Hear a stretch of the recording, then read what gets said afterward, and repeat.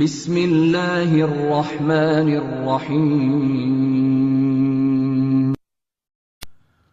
அன்பான அல்லாஹ்வுடைய நல்லடியார்களே, நாம் இதுவரை அலிஃப் பா தா என்று அரபி எழுத்துக்களை நாம் வரிசையாக பார்த்தோம். இப்பொழுது நாம் எல்லா எழுத்துக்களையும் இடம் மாற்றி மாற்றி ஓதப் போகின்றோம்.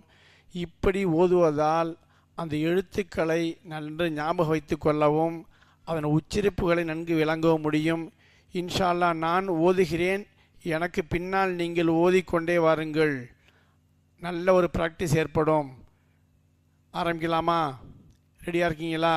அதாவது நான் ஓத நீங்கள் எனக்கு பின்னாடி அந்த உச்சரிப்பை ஓதிக்கிட்டே வரணும்.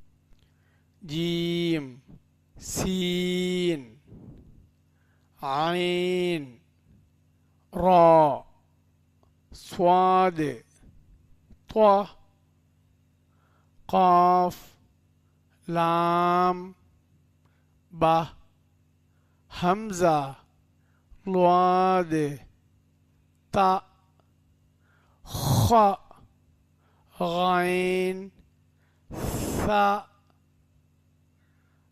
زا, காஃப், ஹா. நல்லா கவனிச்சிங்களா? எனக்கு பின்னாலே ஓதிட்டு வந்தீங்களா? ஹா, லா, ஷீன், தால், யா, ஃபா, தால், மீம், வாவ், அலிஃப், நூன், சா, பா, தா, நூன், ஐன், ஜீம், ஷீன்.